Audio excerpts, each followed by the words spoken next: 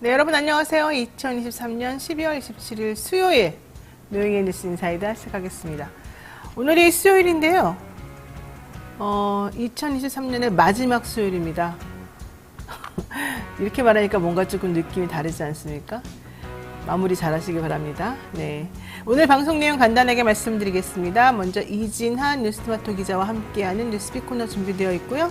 이어서 매주 수요일에 만나는 수익 있는 남자 최진봉 교수와 함께 시사 관련 현안 짚어보도록 합니다. 마지막으로 배포의 추억 시간에는요. 사건, 사고 소식 짚어보고요. 2023년도 한 해에는 어떤 일이 있었는지 배포하고 함께 쭉 훑어보는 그런 시간도 갖겠습니다. 생방송 중에 궁금하신 점 있으시면 언제든 댓글 남겨주시고요. 여기 뉴스 인사이다 본격적으로 시작해보겠습니다.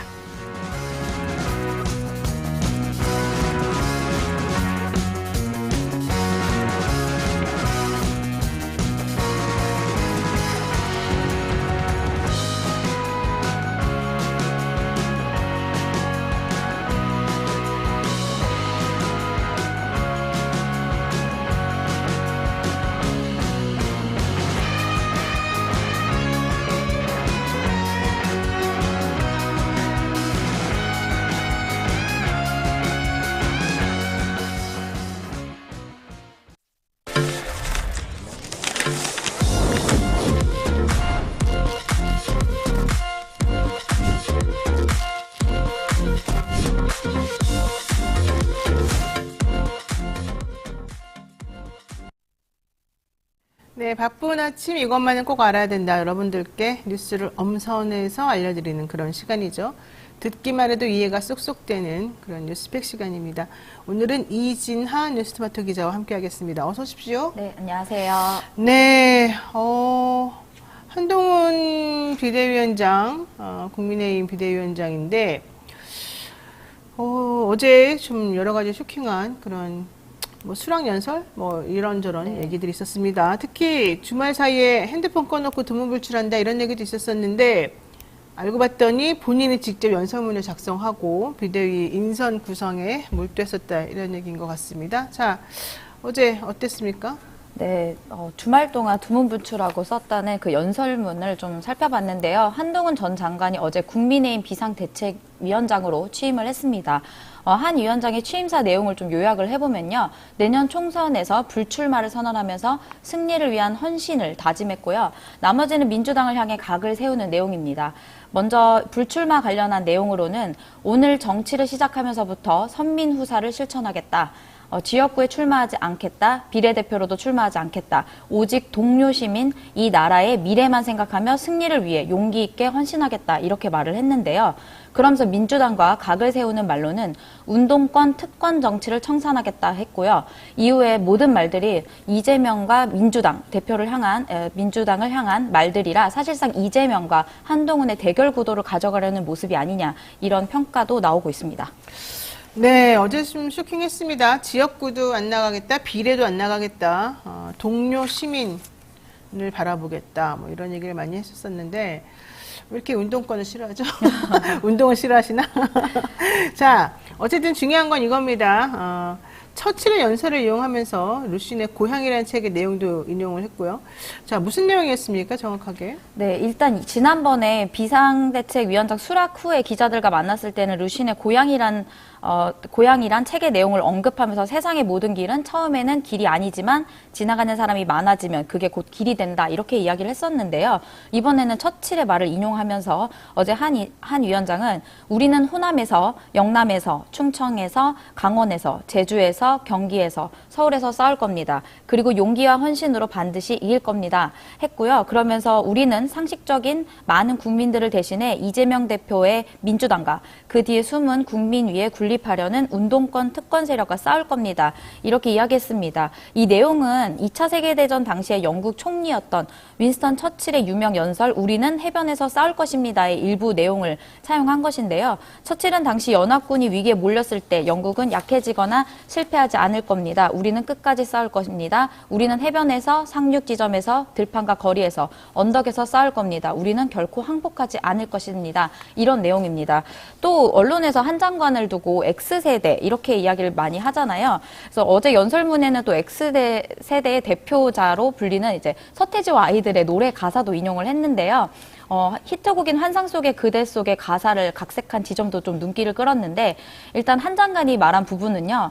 여러분 동료 시민과 공동체의 미래를 위해 빛나는 승리를 가져다 줄 사람과 때를 기다리고 계십니까? 우리 모두가 바로 그 사람이고 지금이 바로 그때입니다. 라고 했는데 원래 가사에서는 바로 지금이 그대에게 유일한 순간이며 바로 여기가 단지 그대에게 유일한 장소 이런 내용을 좀 인용한 것이 아니냐 이런 분석도 나왔습니다. 또 일각에서는 이 내용을 이번 총선에서 민주당의 이제 866 운동권 청산의 전면을 내걸겠다라는 뜻이 아니냐 이렇게 해석도 하고 있습니다. 네, X세대는 사실은 이제 운동권이라고 불리우는 이 기존의 선배 세대들이 그 좀 큰 이슈, 그러니까 이 국가의 민주주의를 위한 몸부림 이런 쪽으로 본인을 희생했던 것에 좀 대비되는 세대입니다. 그래서 X세대에서는 좀 개인주의적이고 본인에게 관심이 더 많고 국가나 이런 것보다는 이제 사적인 이익에 좀 더 관심이 많은 그런 세대다라고 하는 얘기들이 많이 있었었는데 오히려 이거를 좀 대비시키면서 본인을 차별화시키는 그런 전략을 가지고 가는 것 같습니다. 여기에 대해서 민주당 반응도 있었을 것 같아요. 네, 어제 일단 어제 12분 연설 중에서 이재명 대표를 5회 그리고 개딸을 2번 언급했는데요. 먼저 이재명 대표의 민주당이 운동권 특권 세력과 개딸 전체주의와 결탁해서 자기가 살기 위해 나라를 망치는 것을 막아야 합니다라고 했는데요. 거기에 대해서 민주당은 취임사부터 헐뜯기에 나섰다. 윤석열 대통령의 공천 지령을 전달할 대리인이고 김건희 여사를 지키기 위한 호위무사일 뿐이라고 했습니다. 또 강선우 대변인 같은 경우에는 5천만이 쓰는 언어를 쓰겠다라고 폼을 잡았지만 야당에 대한 비난으로 점철된 취임 첫 일정을 살펴보면 윤석열 대통령과 다를 것이 없다라고 또 비판을 했는데요. 또 그러면서 이제 어제 한동훈 이제 그 위원장의 발언 중에는 국민의힘이 마치 소수당이라는 것처럼 이야기를 했고 또 마치 여당이 아닌 야당인 것처럼 이야기한 부분이 있어서 좀 제가 이것도 한번 언급해드리면요. 이렇게 말했습니다. 이제 소수당이라고 지칭하면서 폭주하는 다수당을 상대해야 하는 지금 정치 구도가 대단히 어려운 상황이라고 하면서 이야기를 했는데 그러면서 당대표가 일주일에 3번, 4번씩 중대 범죄로 형사 재판을 받는 초현실적인 민주당인데도 왜 국민의힘이 압도하지 못하는지 함께 냉정하게 반성합시다. 이러면서 쇄신을 또 강조하기도 했습니다. 네, 대통령하고 비슷해요. 계속 민주당 헐뜯는 혹은 뭐 전 정권 욕하는 이런 것들이 많았는데 오늘 이준석 전 대표가 탈당을 상계동에 있는 갈비집에서 탈당 기자회견 한다 뭐 이런 얘기 있었습니다. 근데 좀 맥이 많이 빠졌다 이런 평가들이 있어요. 네, 원래 이제 이준석 전 대표 하면 이제 천하용인이 이야기가 많이 언급되는데요. 오늘 오후에 3시에 노원에 있는 한 갈비집에서 기자회견을 연다고 밝혔는데 천하용인 중에 일단 용은 빠지게 되는 거는 확실하고요. 일단 3명은 아직 어떻게 될지는 아직은 말이 나온 건 없습니다. 일단 천하용인 중에 용인 그 김용태 전 청년 최고위원이 지난 22일 국민의힘 잔류를 선언을 했기 때문에 용이 빠지면서요. 천하인도 동반 탈당이 아닌 개인 탈당으로 가닥을 잡는 모양새입니다. 그래서 또 신당 창당이 안개 속에 빠진 형국이라는 평가가 나오는데요. 그러나 이 전 대표의 멘토로 알려진 김종인 전 비대위원장이 이준석 전 대표가 국민의힘에 다시 잔류하게 된다면 정치 인생은 끝이다. 이렇게 이야기한 것 때문에 아무래도 실제 탈당으로 이어질 것이라는 관측이 좀 많은 부분입니다. 네, 이준석 대표 입장에서는 탈당 안 할 수가 없는 지금 상황이 됐습니다만 같이 탈당해서 힘을 모아주기로 했던 사람들이 많이들 지금 빠지는 모양새입니다. 특히 천하람 변호사는 국민의힘에 지금 계속 있는 게 훨씬 본인에게 좀 유리한 상황이 있고요. 그다음에 허은하 의원은 비례 의원이기 때문에 본인이 탈당을 하게 되면 의원직을 상실하게 되거든요. 이렇게 되면은 허은하 의원이 또 가지고 있는 인지도 이런 것들이 좀 의미가 있었는데 이준석 대표 입장에서 보자면 어떻게 될지 모르는 그런 상황이 된 거죠. 참 김이 빠지는 부분이 있긴 합니다만 어떻게 될지 봐야 되겠습니다. 네, 또 청문회 얘기도 한번 해보겠습니다. 최상무 경제부총리 겸 기획재정부 장관. 이분이 아주 치명적인 결격 사유가 있네요. 네, 이 이야기는 사실 지난주에 청문회 위크였다라고 했던 그 19일에 또 이 최상목 부 후보자에 대한 청문회에 있었던 이야기가 야당에서 제기된 의혹입니다.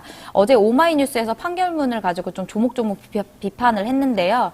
제목은 박근혜 미르재단 설립행동대장이 경제부총리라니 이런 제목으로 보도가 됐는데 내용을 좀 살펴보면요.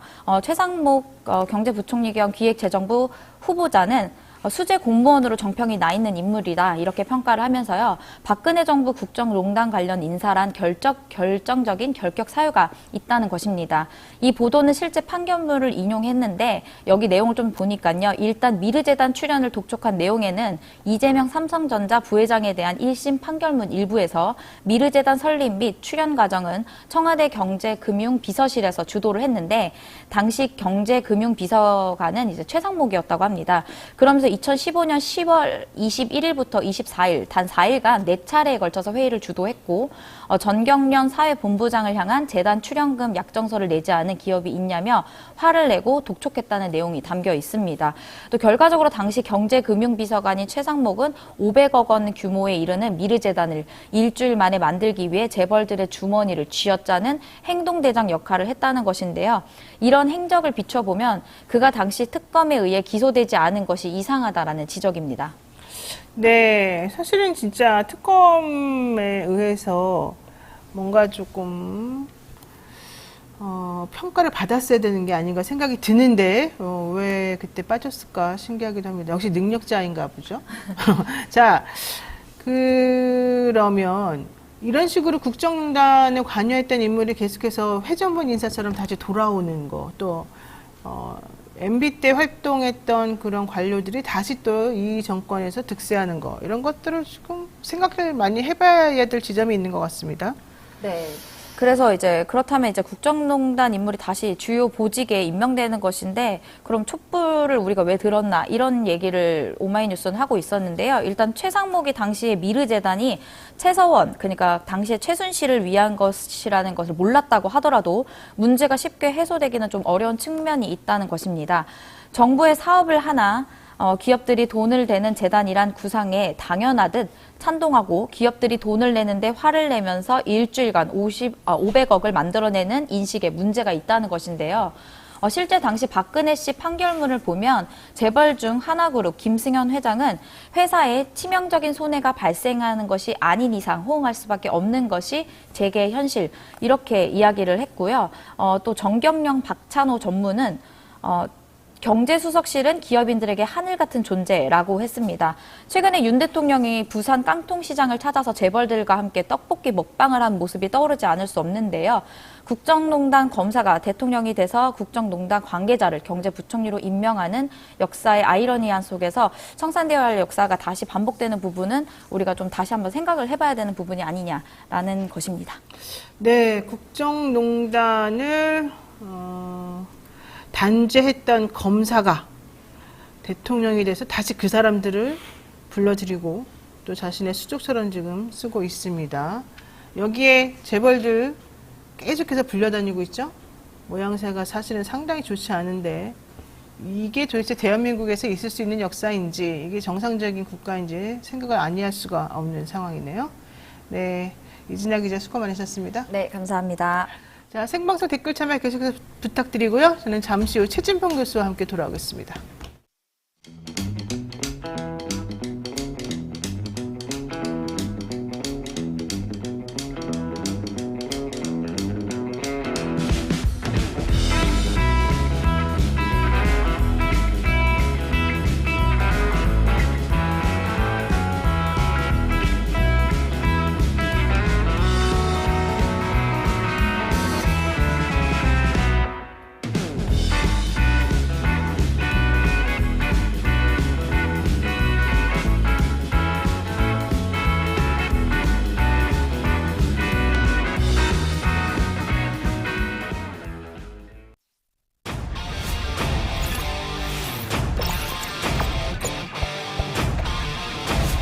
이토마토 전문가와 함께하는 올인원 서비스.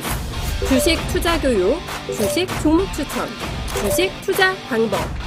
장 시작부터 마감까지 라이브 온 에어 실시간 생방송. 현명한 투자를 위한 투자 교육과 투자 방법. 이토마토가 여러분과 함께하겠습니다. 네, 산삼의 본향 함양 지리산 자락 800고지에서 농약 한 방울 비료한 툴 없이 오로지 자연의 힘으로만 자란 야생삼 지리산 산양 산삼입니다. 사포닌 함량이나 효과는 자연 산삼과 진배가 없다고 하고요. 7년근 뿌리, 잎, 열매 한 뿌리를 한 병에 담았습니다. 제가 나이 들어 보니까 믿을 건 건강밖에 없다. 도대체 나라도 믿을 수 없고 돈 있으면 뭐 하겠습니까? 건강이 망가지면 큰일인 것을, 다 모든 게 끝장나는 것을. 결국은 자기 자신밖에 믿을 수가 없는데 그러려면 힘이 나야 됩니다. 그래서 앞으로 저도 제 몸보신에 신경 많이 쓰도록 하겠습니다. 여러분도 자기 자신을 아끼십시오. 자, 이게 산양삼산이 원래 비쌉니다. 그런데 특별히 이 산삼의 본향에서 만든 이 우리 산삼 순백은 여러분들께 특별가에 혜택을 드리고 있습니다. 39만 원에 2박스 드리는데 한 박스를 더 드려서 박스당 15만 원 정도도 안 되는 그런 가격에 여러분들께 선물을 하고 있다고 합니다. 홍삼값에 산삼을 드리는 거죠. 사랑하는 부모님, 지친 남편과 아내, 그리고 수험생을 위해서도 지리산 천년의 기운을 선물하십시오. 아, 이게 아주 멋지네요. 지리산 천년의 기운. 겨울맞이 이벤트로 혈당 케어와 장 케어를 동시에 할 수 있는 100% 발효 특허 제품 당장 케어 한 박스 45일치도 같이 드립니다. 전화문의 1666-1080, 1666-1080 네이버 검색하시면 산삼 순백으로 확인하실 수 있습니다. 네, 많이 애용해 주시기 바라고요. 최진봉 교수도 만나보도록 하겠습니다. 하루도 조용할 날이 없는 정치권에 열불나는 여러분들과 함께 오늘 모터 달고 또 한번 신나게 달려보도록 하겠습니다. 시사계의 촌철살인 래퍼 랩진봉 교수, 최진봉 교수 모시겠습니다. 어서 오십시오. 안녕하십니까. 요즘 방학 아닙니까? 네. 시간이 많이 있으시겠어요, 그래도? 없습니다. 그렇게 바쁘세요? 요즘에 다들 그냥 이 진보 쪽에 있는 패널들은 일자리를 끊기고 있는 제가 다 중인데. 끊기고 있잖아요, 저도. 근데 왜 바빠요? 안 바빠요. 네. 그냥 또 시간 있다 그러면 뭘 시킬까봐 없다고 그러는 거예요. 노영희 변호사가 또 시간 있다 그러면 연락 올까봐 네, 없습니다. 사람이- 미리 차단. 불러줄 때 고맙다고 하시고. 자, 최웅님께서 네. 최진봉 최고입니다. 감사합니다. 이렇게 또 칭찬을 해주시네요. 칭찬해 주시면 안 됩니다, 최 교수님은. 본인 스스로를 너무 사랑하기 때문에 남의 칭찬까지 필요 없는 분입니다. 자, 본격적으로 이야기 한번 들어가도록 하겠습니다. 방통위와 방심위, 검찰까지 합세해서 뉴스타파 인터뷰를 가짜뉴스로 규정을 하고 인용보도한 그런 매체까지도 과징금 정말 많이 부과하고 그랬습니다. 이게 좀 이해가 솔직히 저는 안 되는 상황이었어요. 아니, 인용 보도도 못하면은 뭐 뉴스를 뭐 어떻게 하라는 말인지. 그렇죠. 예, 게다가 그 뉴스타파 인터뷰가 진짜 가짜 뉴스인지에 대해서도 확인이 좀 몰라요. 필요한 상황입니다. 네. 자, 어쨌든 그럼에도 불구하고 그 당시에 갑자기 이게 이제 신속 심의 안건으로 처리가 되면서 정말 전광석화처럼 뭐 MBC를 비롯해서 JTBC 이런 회사들의 과징금이 부과가 됐는데 알고 봤더니 이게 민원 사주에 의한 것이었다 이런 얘기가 지금 제기가 됐습니다. 그렇습니다. MBC에서 이거 좀 확인을 했죠. 그렇죠. 방심위원장이 가족과 네. 지인들을 동원해서 한 15명, 16명 정도가 여기에 좀 동원됐다 이런 얘기인데요. 도대체 이게 말이 되는 얘기인지 저는 깜짝 놀랐어요. 말이 안 되는 거죠. 좀 사건을 좀 정확히 설명을 해주시고 좀 정리해 볼까요? 무슨 내용이냐면 방송통신심의위원회 신속 그 가짜뉴스 신속 대응 팀이라는 걸 만들었잖아요. 그거 네. 지난번에 여기서도 말씀드렸는데 그 팀 만든 과정에도 논란이 많았고 내부적으로 그거 반발이 없어졌어요? 많았잖아요. 네, 네. 근데 그게 이제 이거 하고 나서 없었어요. 근데 그렇죠. 웃기는 거지. 그것도 웃기는 거지만 네. 그거 만들고 나서 거기에서 이제 그 제보를 받는 거예요. 보통 이제 심의를 해달라고 일반 시민들이 요청하는 경우도 있고요. 시민사회단체가 요청하는 경우도 많이 있습니다. 근데 정상적으로 일반인이 하는 거는 문제가 없다고 볼 수 있겠죠. 뭐 진영으로 나눠서 보수 진영도 진보 진영도 여러 가지 심의해달라 이거 문제 있다 제기해요. 뭐 그건 오케이. 근데 이번에 이제 MBC에서 보도한 내용을 보니까 그 집중적으로 그 김만배 신앙님 관련된 그 보도에 대해 심의를 하고 징계를 해달라고 요청한 사람들의 면면을 보니 유일인 방송통신심의위원장의 가족들이 있고 지인들이 있었다는 거예요. 예를 들면 뭐 아들도 있었고요. 그다음에 남동생 뭐 부부도 남동생 있었고, 부부도 있었고요. 육촌도 있었고. 그러니까 이분들이 그러니까 가족들이 물론 뭐 유일인 방심위원장이 직접적으로 영향을 행사했냐 아직 증거는 없어요. 그건 나오지 않았지만 집중적으로 이 사안에 관련해서 어떻게 가족과 지인들이 집중적으로 심의를 제기할 수 있냐는 거예요. 제 말은. 그건 누가 봐도 이상하잖아요. 네. 한두 명이면 모를까. 지금 관계된 사람들 본인이 또 경주문화엑스포인가요? 세계문화엑스포 경주문화엑스포. 대표를 했었잖아요. 네. 거기에 있는 사람들. 지인들이 또 네, 그리고 네. 방심위의 자문위원들이 있어요. 이 사람들. 그러니까 방심위원으로 본인이 근무할 때 그리고 방통위원장으로 근무한 과정에서 가족들, 지인들이 집중적으로 민원을 제기했고 그 민원이 결국 김만배 신앙님이라는 두 사람의 녹취록을 보도했던 또 인용보였던 언론사의 징계로까지 이어진 거예요. 그 사람들이 문제를 제기했기 때문에 이거 안건을 올릴 수 있었던 거거든요. 네. 근데 그 안건을 올리는 과정에서 유일임 지금 방송통신심의위원장의 가족들이나 지인들이 활용됐다고 하면 또 이 사람들이 동원됐다고 하면 이건 엄청난 문제가 돼요. 예전에 2011년도에 무슨 일이 있었는지 아세요? 방심위의 직원, 사무처 직원이 다른 사람 명의로, 다른 사람 이름으로 문제를 제기해서 그걸 심의 안건을 올린 적이 있었어요. 그게 들통이 나가지고 업무방해 행위인가? 그래서 이 사람 쫓겨났어요, 회사에서. 그 정도로 징계를 받았었어요. 네. 왜냐면 이게 정상적으로 일반 개인이나 아니면 시민들이 올리는 건 문제가 없지만 네. 만약에 기획을 해서 이 건을 징계하기 위한 목적으로 누군가를 이용하거나 활용해서 또는 요청을 해가지고 심의를 넣게 만들고 그걸 이용해서 심의 안건을 올리고 징계까지 했다면 이거는 한마디로 얘기하면 뭔가 사주를 한 거잖아요. 예전에 네. 손중성 검사의 고발 사주 사건과 비슷한 상황이 돼버리는 구조가 거죠. 똑같아요. 근데 물론 이제 본인은 아직까지 아무 얘기를 안 하고 있어요. 유일인 방송통신심의위원장이. 그러니까 직접 그 사람이 했는지 안 했는지 모르겠어요. 근데 그 가족이라는 사람이 MBC에 인터뷰한 내용을 보면 이런 게 있어요. 명절 때 가족이 모이면 이 얘기가 나왔다는 거야. 그때 알고 있었고 그래서 문제를 인식해서 제기를 했다는 거예요. 네. 좀 이상하지 않습니까? 아니 가족들이 모였는데 그럼 유일인 방심위원장도 있었다는 거 아니에요? 가족이 그렇죠. 모였으니까 명절 네. 때 거기서 이 얘기가 나왔어. 뭐 얘기할 수 있겠죠. 이러이러한 문제가 있다. 그래서 거기서 문제를 인식하고 가족들이 단체로 심의를 요청한다. 그것도 말이 이상해요. 좀 논리적으로 이해가 안 된다는 얘기를 하는 거예요. 상식적으로. 그러니까 의도적으로 했다고 하는 의심이 들기에 정황이 너무 의심이 많이 드는 부분이죠. 되게 의심되는 부분이 이거죠. 2023년 9월 8일부터 이 류희림 방심위원장의 임기가 시작이 됐습니다.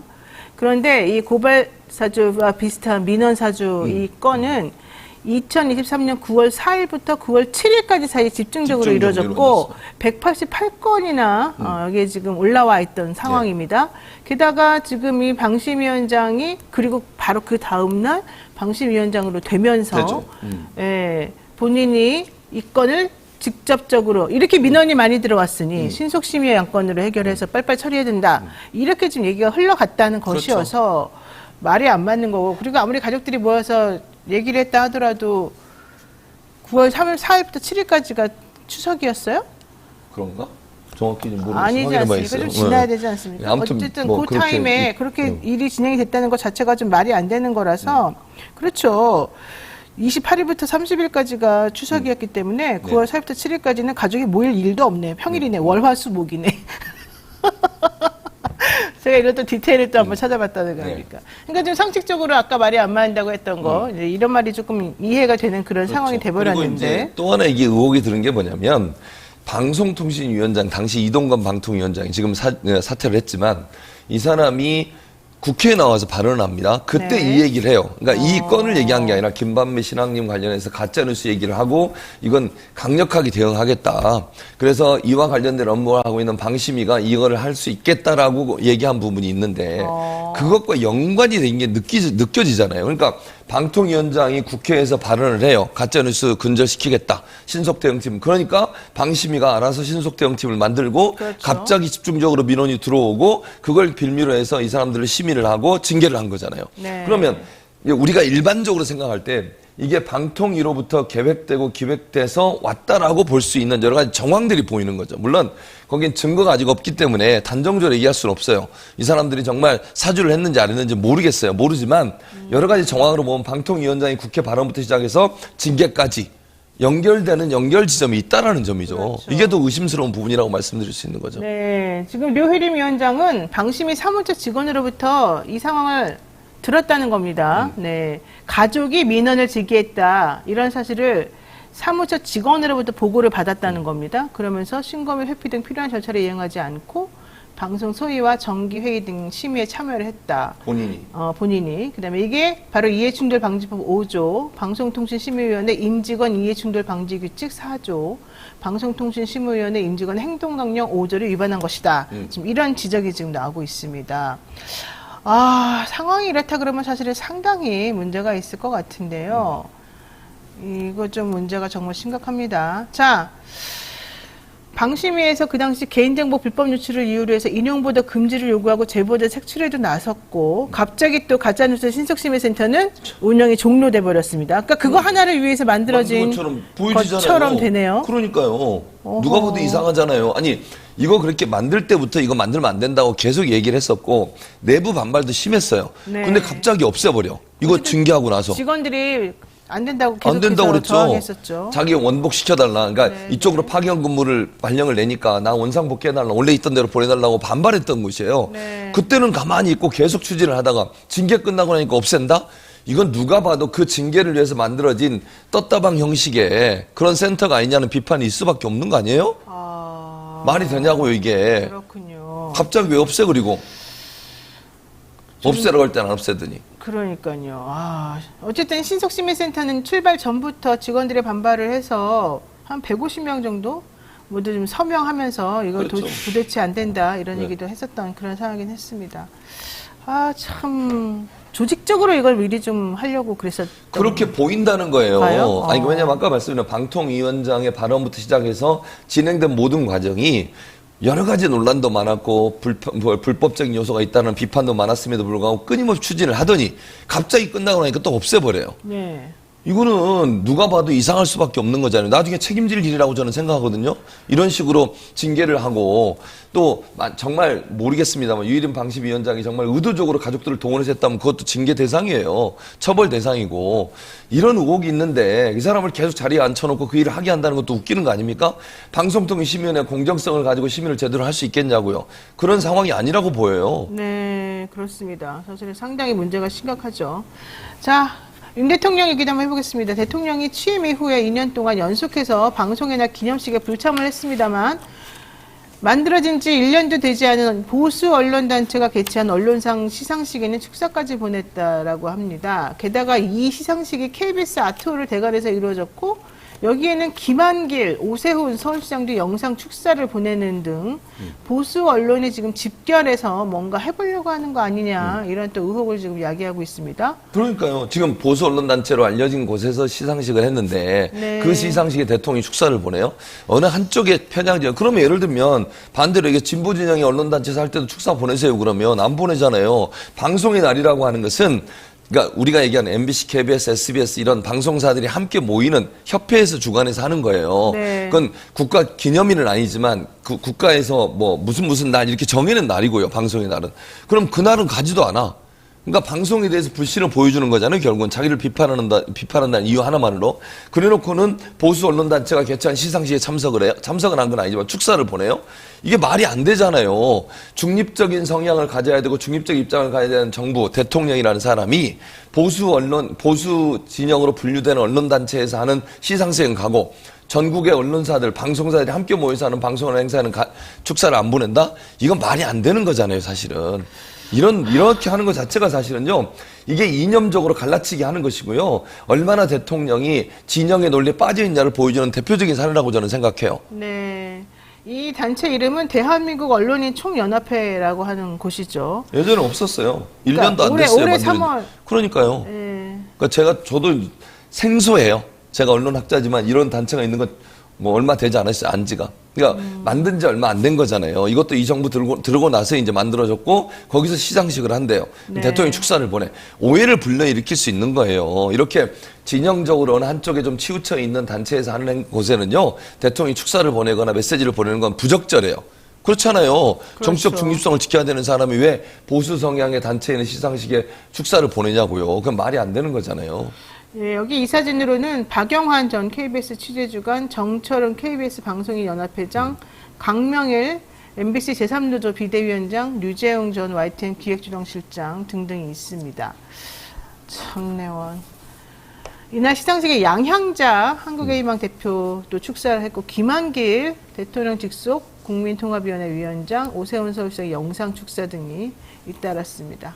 자, 연합뉴스 예산도 이상합니다. 지금 TBS 예산 가지고 지금 한바탕 난리가 났었는데 그렇죠. 지금 뭐 5개월인가요? 시한부로 조금 좀 숨통을 좀 틔워주긴 했습니다만, 자, 내년도 연합뉴스 예산이 무려 82%나 깎였답니다. 보통 300억 정도를 지원했었었는데 그렇죠. 이번에 한 230억 320억. 정도가 네. 깎였어요. 네. 그래서 50억밖에 지원 안 한다는 거예요. 그러면 연합뉴스가 살 수 있나요? 그 어렵죠, 사실은. 그러니까 그 돈이 갑자기 줄어들게 되면 여러 가지 이제 프로그램 제작이나 인건비 이런 부분에 영향을 미칠 수밖에 없어요. 그러니까 TBS하고 거의 비슷한 상황이 되는 거죠. 물론 연합뉴스는 광고를 할 수 있으면 광고비에서 더 확충할 수 있지만 하루아침에 광고가 확 늘지 않아요. 왜냐면 그렇죠. 광고 시장은 제한돼 있고 그 광고를 함께 나눠야 되는 여러 언론사들이 많잖아요. 그러면 기존의 광고 시장에서 엄청나게 늘어가지고 200 몇십억을 다시 만들어낸다? 이거 어려워요. 그러면 연합뉴스가 원래 하고 있던 역할 자체가 제한될 수밖에 없어요. 저는 좀 이해가 안 되는 건 네. 그러면 반대로 얘기했어요. 연합뉴스가 그러면 정부의 비판적 입장이었나? 아니라고 생각하거든요. 전혀 아니었는데. 그러니까 전 이해를 못 하겠어요. 그냥 뭐 다 싫은가? 언론이? 그러니까 연합뉴스 지원하는 것도 끊어버리려고 하고 TBS는 물론 서울시에서 하는 거지만 네. 뭐 예산 다 없애버려 0으로 했잖아요. 네, 네. 나중에 뭐 복구는 해라긴 했지만 네. 이런 상황으로 본다고 하면 언론을 옥죄는 방법이라고 저는 생각해요. 모르겠어요. 나중에 어떤 방법으로 이걸 뭐 다시 풀어줄지 아니면 다른 방법으로 지원해줄지 모르겠지만 너희들 말 안 들으면 우리가 예산을 줄여서 너희들 고사시킬 거야 라고 하는 협박 수준이라고밖에 안 보여요. 저는. 왜 언론사들에게 지원하는 돈들을 이렇게 갑자기 많이 깎냐고요. 결국 말 잘 들으라는 거라고밖에 안 보이거든요. 저는. 아니 예를 들면 이렇게 되면요. 운영진 입장에서는 아니면 그 구성원들 입장에서는 우리가 어려워지겠다, 월급 깎이겠다 이런 생각 때문에 어떻게 되겠어요? 그럼 정부의 비판적인 기사를 쓸 수 있겠습니까? 그걸 가지고 그렇죠. 길들이게 하는 거잖아요. 채찍과 당근이라고 하는 것처럼 만약에 뭐 보도하는 거 자기들이 불편한 보도하면 징계하거나 압수수색해가지고 막 찾아내고 아니면 뭐 처벌하고 그리고 나서는 말 잘 들으면 광고를 주거나 아니면 뭐 지원금을 주거나 이런 방식으로 하겠다는 거 아닙니까 이거? 그러니까 이거는 예전에 보수 언론이든 진보 언론이든 관계없이 320억 정도가 계속 지원이 됐었어요, 매년. 네. 왜냐면 그게 연합뉴스가 국가기관 통신망이잖아요. 통신사기 때문에 그 역할을 하라고 만들어 놓은 건데 그걸 갑자기 이렇게 많이 깎는다고 하는 것은 좀 이례적이에요. 이게 근데 저는 아까도 말씀드렸지만 이게 무슨 연합뉴스가 정권의 비판적 입장을 내서 그렇다고 보지 않거든요. 뭐 노영희 변호사도 충분히 이해하잖아요. 연합뉴스가 정권의 비판적이었어요? 정권 친화적이죠, 사실은. 뭐 비판적인 게 아니라. 저도 그렇게 안 보여요. 네. 그러니까 이런 부분들이 결국은 이 돈이라는 것, 예산이라는 걸 통해서 언론사를 일정 부분 본인들의 손아귀에 집어넣으려는 의도가 아니면 이런 행동을 하기가 어렵죠, 사실. 사실 연합뉴스는 예전에 국가 지원 한 300원 넘게 받을 때에도 자막 실수 같은 게 되게 많아요. 많았죠. 왜 그러냐 물어보면 그 직원들을 이렇게 안정적으로 숙련된 사람들을 쓰지를 못하고 예산이 없어서 계속 이제 알바식으로 그렇죠. 단기 고용해서 좀 그 사람들을 노동력을 조금 많이 집중적으로 거기에 투입시킨 다음에 또 그분들이 너무 힘들어서 나가게 되면 또 새로운 사람 불러다가 또 다시 그런 식으로 시키고 이러다 보니까 숙련된 사람이 거기 남아있을 수가 없는 구조였단 말이에요. 근데 그게 다 이제 돈이 없어서 그랬던 거였는데 이번에 이렇게 거의 뭐 230억 정도를 아예 안 줘버리고 50억만 지원해주게 되면 살아남을 수가 사실은 없는 상황이 돼버립니다. 그러니까 이해가 안 되는 게 아까 말한 것처럼 아니 연합뉴스가 뭐 비판한 것도 아니고 없어요. 연합뉴스를 왜 이렇게 만드는지 모르겠습니다. 그러니까 언론노조 연합뉴스 지부에서 성명을 냈습니다. 이미 전년도에도 한 차례 대폭 삭감당한 예산에 정부가 무려 82%를 더 깎았기 때문에 아예 전액 삭감한 거나 마찬가지다. 연합뉴스의 공적 기능은 혼수 상태에 빠졌다. 공영 언론만 보면 제 것으로 만들지 못해 발작하는 윤석열 정부가 대책도 없이 또 대형 사고 친 거 아니냐 이런 얘기를 지금 했습니다. 와, 근데 진짜 더 황당한 거는 또 이것도 있습니다. 지금 총선을 앞두고 네. 여당의 언론 압박 수위가 너무 심해졌습니다. 시사라디오 또다시 타겟이 됐는데 MBC 김종배 시선집중, 신장식의 뉴스 하이킥 전부 다 지금 방심위에 올라가가지고 선거방송심의위원회에서 네. 행정 뭐 제재받고 지금 난리가 나지 맞아요. 않았습니까? 그리고 막 배종찬 행사본부에 나오는 또 패널들까지 지금 전부 다 뭐 쫓아내려고 하는 상황이고 이거 너무 부담스러울 것 같은데요. 왜 이런 일이 벌어지는 거죠? 그러니까 이게 선거방송심의위원회는 총선 기간 동안 뭐 활동을 해요. 노영희 변호사 한번 하지 않았나요? 네, 했습니다. 3개월 정도 하잖아요. 네, 지금 네. 위원장이 누군지 아세요? 누구요? 이름은 얘기 안 하겠는데 유일인 방심위원장 있잖아요. 이 사람이 그 S대에서 박사기 같은 대학. 박사학위를 받았어요. 성균관대요? 네, 네. 맞아요. 근데 거기 지도 교수야. 자기, 그러니까 유일인 방심위원장이 박사학위를 받았는데 그 박사학위 지도 교수가 지금 선거방송심의위원회 위원장이에요. 자기 지도 교수를 위원장을 안 치는 사람이 어디 있습니까, 세상에. 남들이 보면 그게 말이 돼요? 노영희 변호사가 자기 지도 교수를 위원장이 안 치고 자기가 위원장인데 예를 들면 이상하잖아요. 저도 한번 그렇게 해보고 싶습니다. 무슨 소리야. 그래서 임명을 안 해주는 거야. 근데 어쨌든 거기서 지금 신장식 뉴스하이키나 이런 부분을 지금 문제를 삼은 거잖아요. 결국 패널 구성에 문제 삼고. 그러면 예를 들어서 패널 구성에서 여야를 같이 안 부른다거나 아니면 여당 먼저 부르고 그다음에 야당 얘기를 안 듣는다거나 이런 문제가 될 수 있죠. 그런 내용이 아니라고 봐요. 그러니까 그분들이 발언한 내용 가지고 문제를 삼는 건데 아니 양쪽의 패널이 나와서 자기 주장을 하는데 그 주장에서 야당의 주장에 대해서만 문제를 삼는 게 과연 타당합니까? 저는 아니라고 보거든요. 아니 여당도 자기들 마음대로 얘기하잖아요. 거기서. 네. 야당도 얘기하고 서로 다른 의견을 얘기하고 그걸 듣는 것이고 그럼 판단은 시청자들이 하고 청취자들이 하는 건데 그거 자체를 문제 삼는 것 자체가 저는 문제라고 생각해요. 네. 이런 방송사들 예를 들면 이런 프로그램들이 만약에 어느 한쪽만 부르고 여당은 아예 안 부른다든지 여당의 의견을 듣지 않는다는 문제지만 그게 아니잖아요. 지금 양쪽에서 나와서 얘기하는데 한쪽 말만 문제를 삼는 게 과연 타당하냐는 거예요. 이런 식으로 계속 문제를 삼다 보면 제작진들이 얼마나 압박을 받겠습니까? 누구는 부를 수도 없고. 그래서 나도 잘랐겠지, 물론. 이게 말이 되냐고요, 지금. 야, 근데 진짜 상상 초월이다. 결국 이 말밖에 할 수가 없는 지금 상황이 됐습니다. 보통 이런 정도 되면은 언론에서 정말 들고 일어날 법도 한데. 무서워서 압수수색 당해요, 들고 일어나면. 안 그래도 압수수색 하나 당했죠, 지금. 그렇죠. 뉴스버스에서 이진동 기자가 대표인데 이분이 그 윤석열 대통령이 부산저축은행 사건 때 그 사람을 봐줬다 이런 식으로 그 당시 대선할 때 허위 보도를 했다 이것으로 인해서 대통령에 대한 명예가 훼손된 거다 뭐 이런 이유로 압수수색을 했습니다. 지난번 뉴스타파의 대표 압수수색 이후에 김용진 대표였나요? 자, 맞아요. 이 압수수색이 그냥 아주 일상화가 돼가지고 이제는 그러니까 저는 이런 압수수색이 결국은요, 언론을 재갈 물리는 거예요. 말을 못하게 만들고. 이렇게 자꾸 자기들에게 정권의 비판적이거나 아니면 대통령의 예전의 일에 대해서 문제를 제기하는 언론사들에 대해서 대선 기간에 있었던 일이잖아요, 그것도. 그렇죠. 그걸 가지고 문제를 삼아가지고 압수수색 계속 들어와 보세요. 언론사들이 앞으로 기사를 쓸 수 있겠냐고요. 기사 쓸 때 자기 검열을 하게 돼요. 내가 이렇게 쓰다가 나도 압수수색 당하는 거 아니야? 그럼 좀 더 부드럽게 쓰겠지. 아니면 문제를 제기하려고 해도 확인 안 된 내용, 의혹이 있음에도 불구하고 이거 썼다가 괜히 내가 또 처벌받거나 감옥 가는 거 아니냐?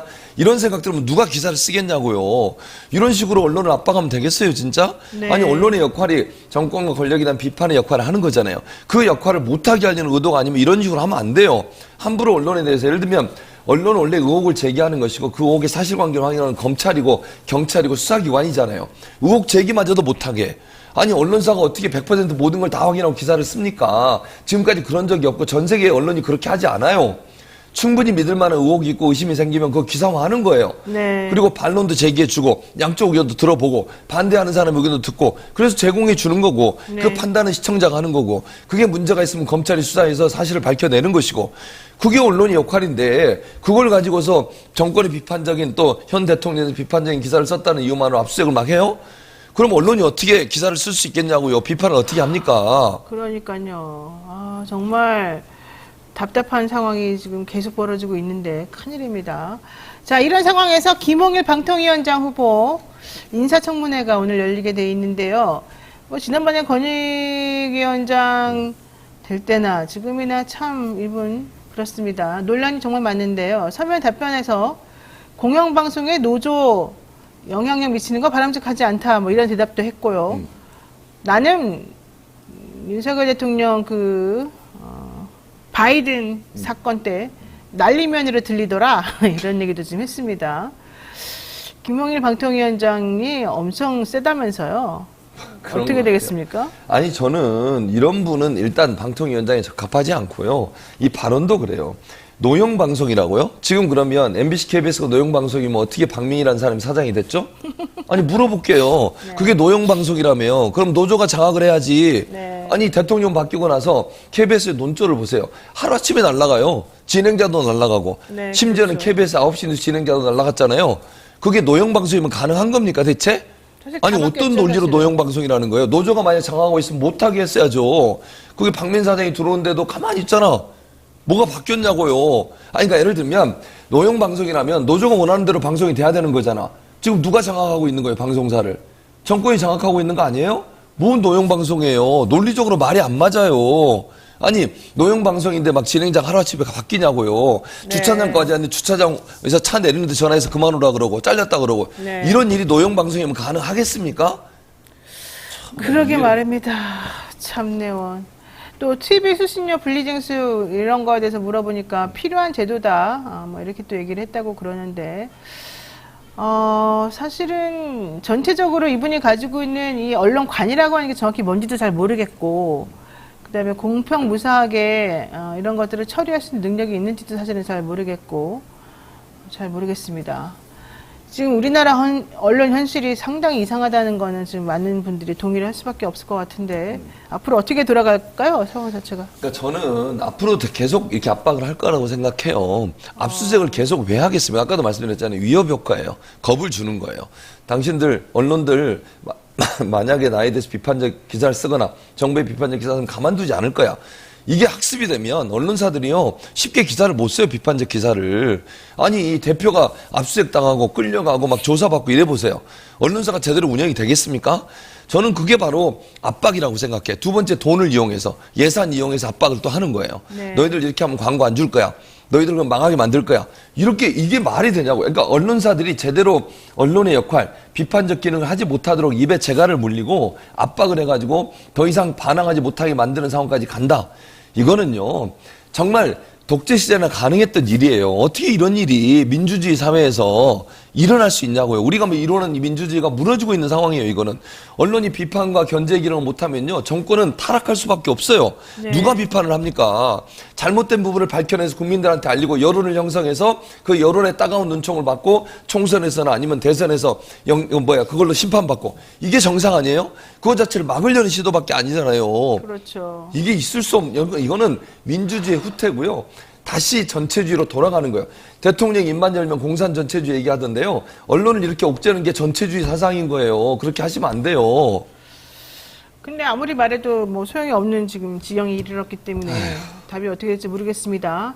지금 SBS 사태도 사실은 심각합니다. SBS 지주사에 TV홀딩스가 있는데요. 네. 태영건설이 바로 여기 핵심 계열사입니다. 근데 태영건설이 법정관리서를 놔둘 만큼 사실은 경제적으로 문제가 있다는 얘기가 나왔는데 그러면서 이 창업주가 90살인데 지금 다시 일선에 경영 일선에 복귀했어요. 그러면서 SBS를 담보로 해서 몇백억에 해당하는 돈을 대출을 받았습니다. 이러면서 지금 돈이 없어가지고 SBS 매각할 거다 이런 얘기가 지금 나오거든요. 이거 SBS 이제 없어지는 거예요? 이렇게 하면 아니, 어떻게 되는 거예요? 없어지기보다는 이제 만약에 매각을 하게 되면 다른 사업자가 들어오겠죠. 근데 문제는 뭐냐면 이게 태영건설이라는 회사가 물론 지주회사는 맞아요. 근데 SBS는 방송사로 경영이 분리돼야 된다고 저는 봅니다. 그렇죠. 윤석열 회장이 다시 들어와가지고, 이게 왜냐면 윤석열 회장이 그때 현장에서 물러난 이유가 뭔지 아세요? 2017년에 2015년 보도본부 간부들에게 박근혜 정권을 비판하지 말고 도우라. 그런 취지의 지시를 내렸다는 폭로가 터져나오면서 본인이 경영일선에서 물러났어요. 이런 분이에요. 네. 근데 이분이 다시 들어오면 어떻게 되겠습니까? 이제 자기 대통령을 또 지지하라 이렇게 나오겠네요. 뭐 그렇게 할 가능성이 있는 거잖아요. 물론 미래 일은 모르는 거지만 네. 아니 자기 회사 살리려고 생각을 해봐. 정권에게 각을 세울 수 있겠어요? 그렇죠. 정권의 비판적 입장을 내기가 어렵잖아요. 이런 사람이 경영일선에 돌아오는 것 자체가 문제라고 보는 거예요. 방송은 아무리 사업주가 있다 하더라도 그 사업주가 경영에서 분리가 돼. 방송법에 분명히 그렇게 돼 있어요. 네. 누구든 사주든 편성국장이든 뭐 보도국장이든 누구든 방송의 제작이나 편성에 관여하면 다 불법이에요. 그렇게 하면 안 되게 돼 있어요. 근데 이렇게 지주회사가 다시 들어와서 경영을 맡고 또 방송사를 담보로 해가지고 돈을 빌린다? 이거는요, 경영과 운영의 편성과 제작의 분리를 완전히 방해하는 행동이에요. 네. 그러면 언론사가 피해를 고스란히 받는 거잖아요. 그럼 언론사가 제대로 보도나 방송을 할 수 있겠습니까? 어려워지는 겁니다. 그렇죠. 이건 안 돼요, 이렇게 하면. 그러니까 경영하는 사람과 운영하는 사람과 그다음에 제작하는 사람은 완전히 다 분리가 분리가 돼서 돼야. 독립적으로 운영하게 만들어줘야 되고, 그래도 태영건설보다는 SBS가 물론 적자가 나긴 하지만 운영에 크게 문제가 없는 곳이야. 그럼 여기 살려놔야죠. 왜 이걸 담보로 돈을 빌리냐고요.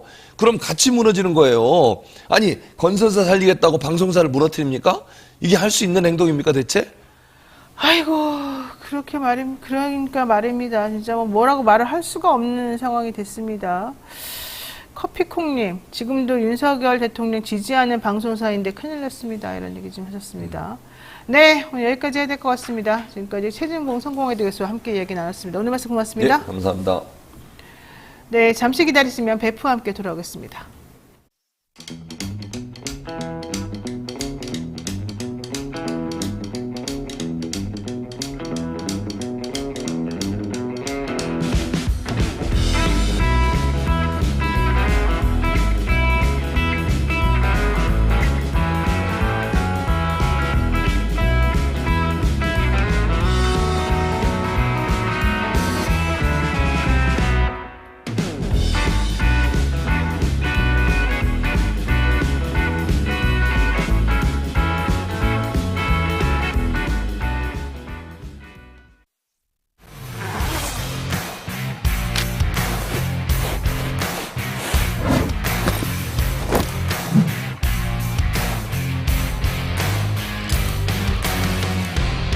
주식 평가 방법이 사용되고 있어요. 다 들어봤죠, 이거? 이건 기본이잖아. 이거 모르는 사람 있어? 자, PAR 뭐야? 하는 거. 그치. 그게 주당 시장.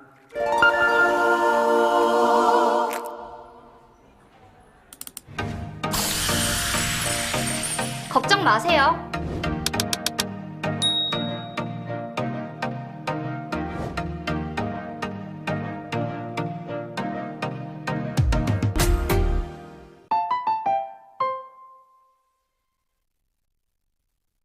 네, 한 주 동안 떠들썩했던 사건, 사고들을 짚어보는 시간입니다. 베프의 촉 시간인데요. 오늘도 척하면 촉이 온다는 배상훈 프로파일러와 함께 하겠습니다. 어서 오십시오. 안녕하세요. 네, 올해가 나흘밖에 안 남았는데 올 한 해 어떠셨습니까? 네, 뭐 다사다난했던 그리고 뭐 개인적으로는 의미 있는 한 해였습니다. 아, 그래요? 뭐 좀 좋은 일이 있었나 보죠? 아니요, 뭐 죽을 뻔도 하고 네? 또 이제 죽을 뻔했잖아요. 죽을 뻔도 하고 뭐 또 여러 뉴스토마토에서 방송도 많이 하고 네. 네, 좋았습니다. 죽을 뻔했다는 게 무슨 말이에요? 진짜 죽을 뻔했어요. 그때 네. 떨어진 거 말하는 거예요? 네. 전등갈 다 네, 다친 거? 네. 네, 이분이 이렇게 엄살이 심하신 분이었군요. 그럼요. 자, 내년에도 잘 부탁드리고요. 저희가 어제부터 재미로 내년도 운세 뽑기를 좀 하고 있거든요. 한번 뽑아보실까요? 네. 뭐 하나 뽑으면 되나요? 네. 읽어주세요. 이거, 네. 네. 열성을 다한 성과가 결과롭게 됐네요. 아, 되게 좋은 거네요. 내년에 열심히만 하면 이제 결과가 좋게 나온다는 거잖아요. 똑같은 거 아니에요? 아니, 다 틀려요. 이렇게 우리를 못 믿으시는군요. 감사합니다. 네. 네. 근데 어쨌든 베프님이 뽑기 되게 좋은 거네요. 네. 지금까지 보준. 결과를 얻게 된다. 네. 어떤 결과가 될지. 네. 왜 엄살이 심한 사람에게 저렇게 좋은 운세가 나왔을까? 그렇죠. 이상하네요.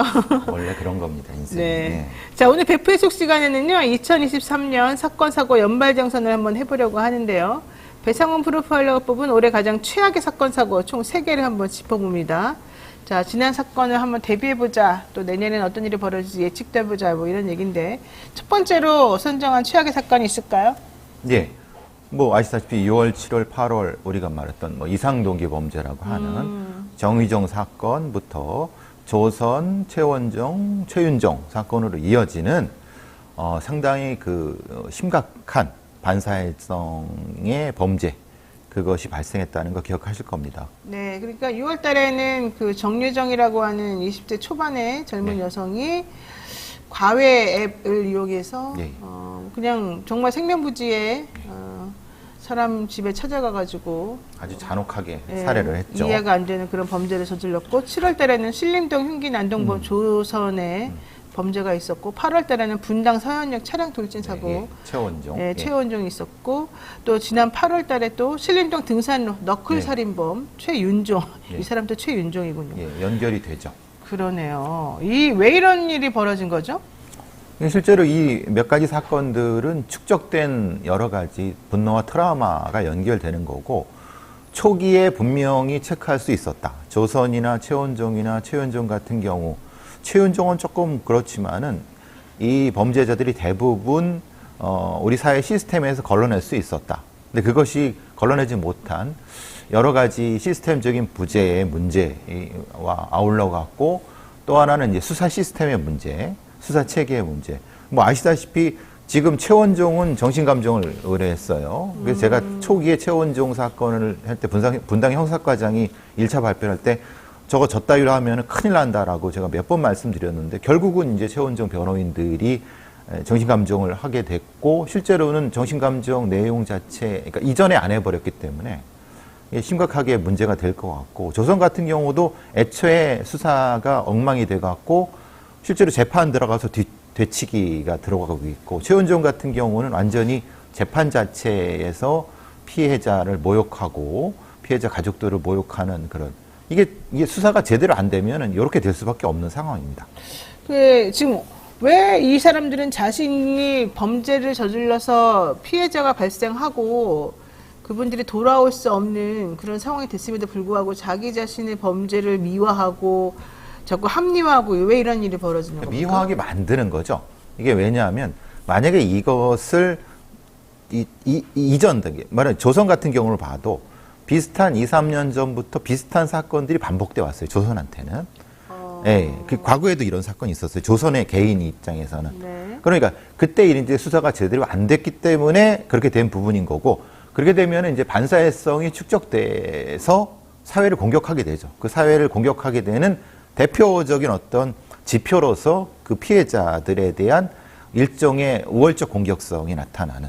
그래서 보시는 거 아시겠지만 조선 같은 경우도 그렇고 굉장히 잔혹하고 심각하게 공격을 한 후에 오히려 피해자들한테 책임을 뒤집어 씌우는 방식으로 범행과 사건 진행 그리고 재판이 진행되죠. 그러니까 지금 이게 7월 21일 오후 12시 3분에 벌어졌던 신림역에서, 예. 일이죠. 예. 이 사람이 인천에서 택시를 타고 서울특별시 금천구 할머니 집에 도착했다가 독산동 한 마트에서 흉기를 2개 훔쳐서 네. 다시 택시를 탑니다. 그리고 무슨 검색도 해요. 이상한 내용으로. 네. 모욕죄 성립 요건, 뭐 야동 스트리밍 처벌 이런 것들을 검색을 한 다음에 신림역에 도착을 해서 택시에서 하차하고 담배를 피우고 있던 첫 번째 피해자에게 흉기를 숨기고 접근했다가 갑자기 공격하기 시작하고 뭔데 이런 식으로 지금 흉기를 가지고서 이 사람이 남성 3명의 얼굴과 목을 누르고 흉기를 휘두르는 네, 그런 예. 범죄를 저지른 건데 뭐 특별히 이유도 없는 거였었잖아요. 예, 이유는 없었다고 본인은 얘기하죠. 근데 이제 조선의 과거 범죄 경력을 봤을 때 분명히 이유가 있었죠.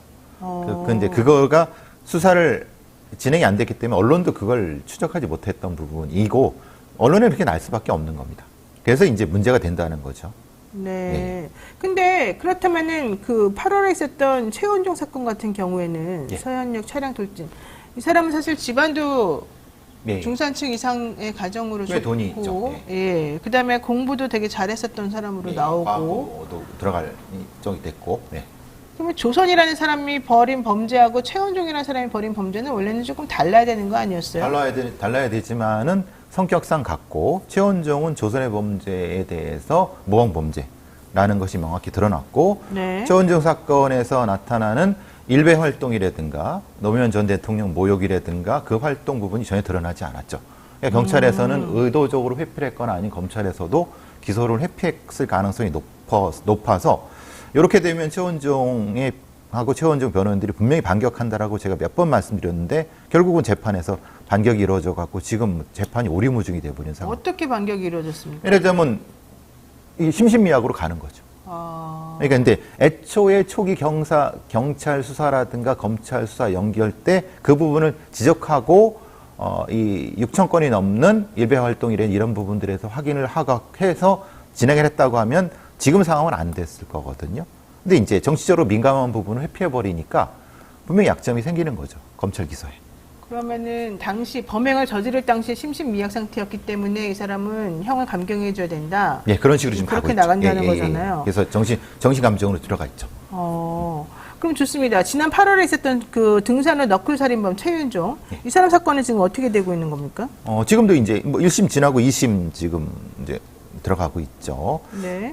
사실 이 사건 같은 경우는 광범위하게 이제 둘레길에 대한 CCTV 설치라든가 이런 됐고, 이거 관악구에서도 이걸 하겠다고 여러 가지 하고 있는 상태이고, 일단 최은종 재판은 1심이 끝났고요.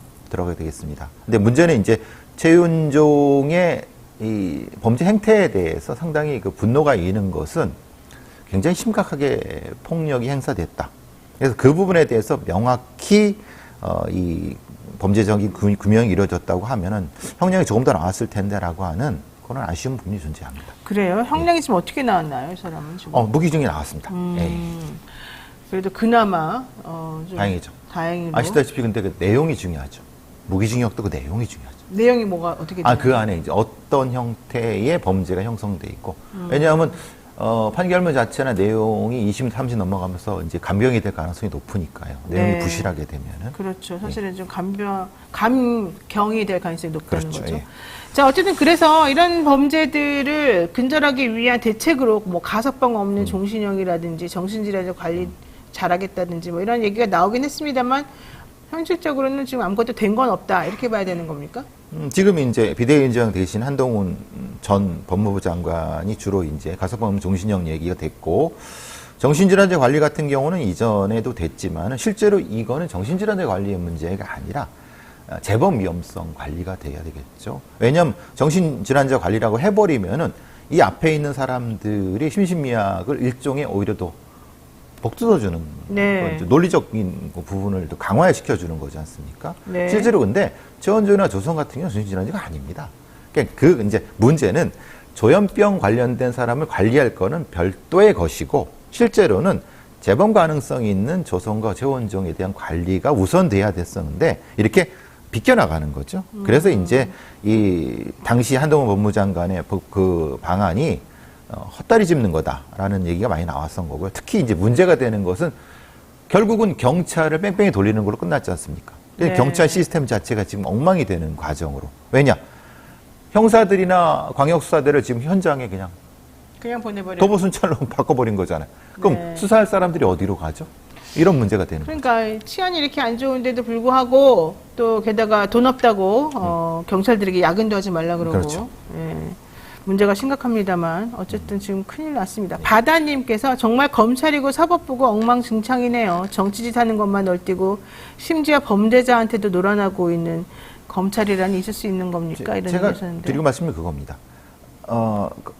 특수부 검사들, 검사분들이 지금 정권을 잡고 그러는데 너무 자만을 하고요. 자기들이 범죄를 너무 잘한다고 너무 우월적 자만성인데 천만에 맞습니다. 이런 사건들은 그렇게 해결하면 안 되는 거예요. 그죠? 근데 이거를 마치 자기들이 그 사건이나 사고는 다 한다고 하는 자만을 가지고 일도양단식으로 탁탁탁 해버리잖아요. 현실은 그렇지 않거든요. 네. 그러니까 뭘 제대로 알고나 이렇게 좀 정책을 하지.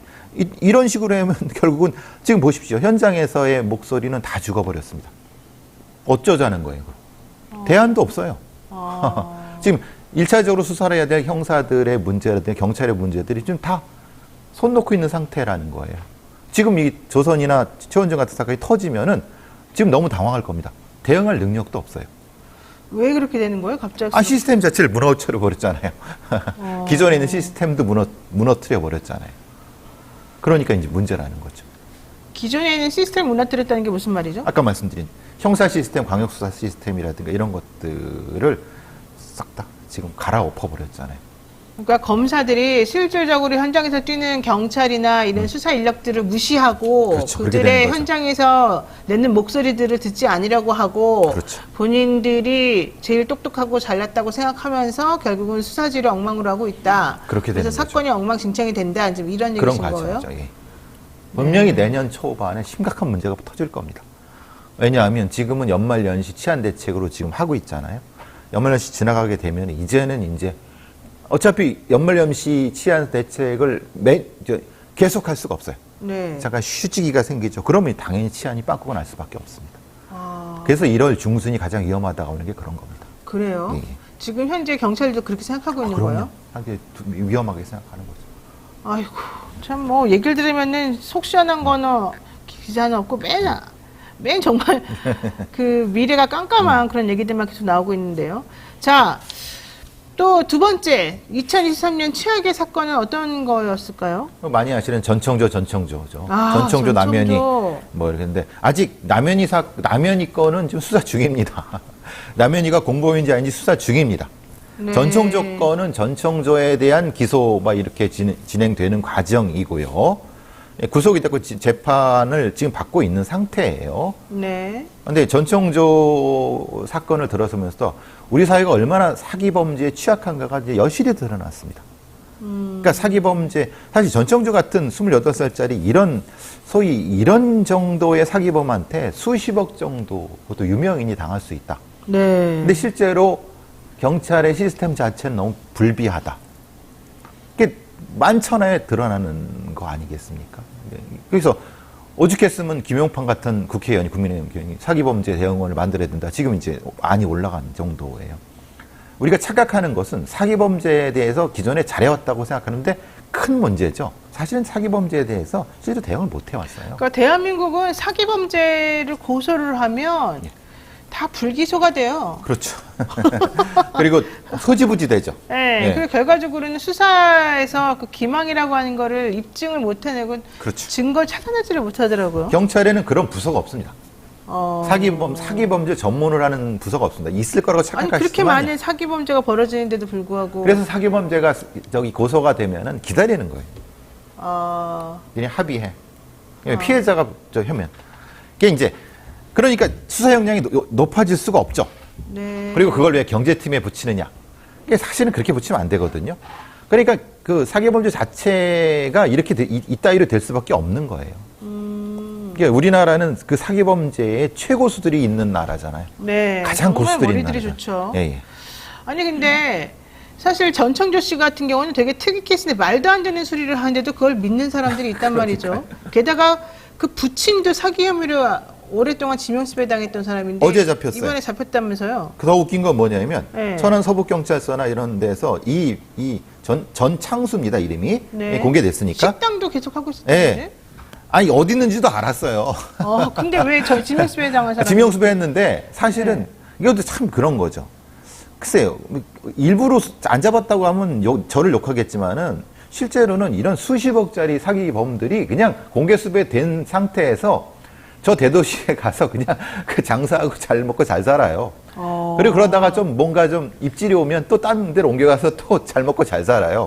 네. 그러니까 이 사기범의 공화국이라고 하는 거죠. 우리나라가 왜 이렇게 사기범 공화국이 됐는지가 참 안타까운데 피해자들은 수십 명, 수백 명이에요. 아니 근데 전청조 씨 부친은 되게 특이한 게 이게 지금 크리스마스 날 잡혔는데 그 원래 이 사람을 잡으려던 것도 아니었어요. 네, 인력 중개 사무실 침해 및 휴대전화 네. 절도 사건이 일어나서 그 용의자를 추적하다가 이 사람을 우연히 그렇죠. 얻어 걸린 예. 거예요. 얻어 걸린 거죠. 예. 그러니까 어떻게 얻어 걸릴 수 있냐 이 말이에요. 이런 수십억짜리 범죄자가. 이 사람도 16억대 사기 행각을 벌인 네. 혐의로 천안 서부경찰서에 의해서 공개 수배됐던 사람인데 네. 2018년도부터 지금 이 네. 사람이 수배가 됐던 거 아니겠습니까? 6년, 5년 동안 잘 먹고 잘 살았어요. 또 거기서도 똑같은 사기를 계속 치고 있었어요. 와 어떻게 이럴 수가 있는 거죠? 여수부터 시작해서 오락가락하면서 그러니까요. 이게 이렇게 엉망진창이잖아요. 그러니까 이런 아버지를 뒀는데 그 돈 전청조가 뭘 배웠겠어요? 사기살이 이렇게 쳐도 안 잡히는구나. 사기 쳐도 되는구나. 결국은 이거에 따따부를 사기치고 있잖아요.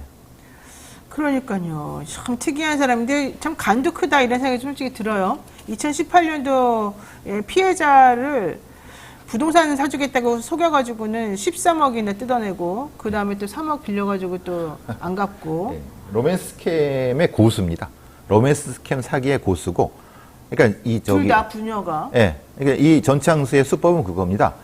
혼자 그 식당하는 그 여성분들 있지 않습니까? 네. 그분들은 속여서 이제 자기 결혼하자 이렇게 해갖고 그거 싹 먹고 대충 쪽 빨아먹고 튀고 이 메뚜기 방식입니다. 아이고. 이런 악랄한 인간들이 제대로 처벌 받아야 되는데 얼마나 이 피해자들이 고통받습니까? 이게 결국은 그러니까 전청조가 그대로 따라하잖아요.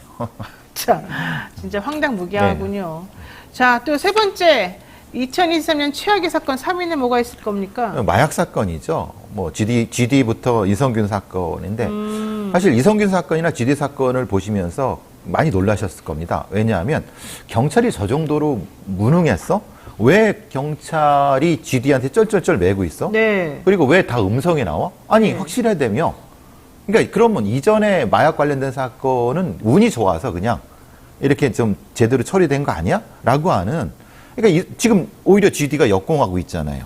이성균 씨 같은 경우는 이제 거짓말 탐지 기술을 거꾸로 요청을 네, 했어요. 뭐 비공개 거짓말 탐지기 네. 요청했죠. 왜냐? 그 얘기는 뭐냐면은 나를 저기 그 고발한 나한테 내 건을 제보한 여실장이 거짓말쟁이다. 그 니네들 왜 그 저 사람만 믿고 나를 했느냐 이 얘기잖아요. 그렇죠. 결국은 이 상황에서 경찰이 후퇴할 방법은 거짓말 탐지기로 결국은 이제 약속 대련으로 해갖고 이 마약은 불기소 이런 방식으로 갈 수밖에 없는 거잖아요. 아, 그래요? 네. 방법이 없잖아요. 아니, 마약의 음성이 나왔는데 어떻게 기소를 하겠어요? 어떻게 송치하겠어요? 이성균도. GD가 불송치가 됐는데. 같은 케이스인데. 그러니까 그러면 이성균 씨 혐의가 뭐가 되는 겁니까? 그냥 협박의 피해자 혹은 그 무슨 혐의인지 모르겠어요. 지금 마약 혐의 그리고 공갈 협박 관련된 어떤 건데 그건 또 피해자란 말이에요. 지금 경찰이 지금 방향을 틀려고 하는 건 여실장의 위층에 살고 있는 공동 협박범으로 가고 있어요. 공범을 지금 잡았잖아요. 잡았죠. 바로 위층에 살고 있는. 그러니까 그걸 보고 있었던 거예요. 이성균이 들어가는 걸 보고 있어서 보고 이걸 이제 협박을 했다고 하더라고요. 그러면 이성균은 지금 뭐가 되는 거죠? 그냥 무혐의가 되는 거예요. 이성균은 그냥 선의의 피해자가 되는 그렇게 거예요? 되는 거죠. 그럼 여태까지 했던 경찰의 수사는 뭐가 되는 거예요?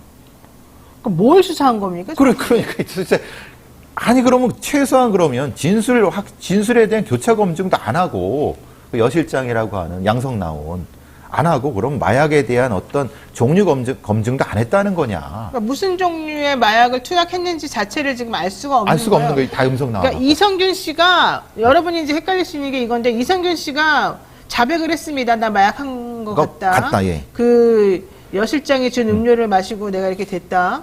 그러나 그렇다면 무슨 마약을 언제 어떻게 했느냐 특정이 돼야 되는데 음성이 나와버렸어요. 음성이 나오니까 이성균 씨도 나 무슨 마약 했는지 모른다. 그러니까 나를 그렇게 마약한 것처럼 속인 여실장과 같이 대질해달라. 대질해냈습니다. 했고 또 거짓말 탐지 같이 해버리는 거죠.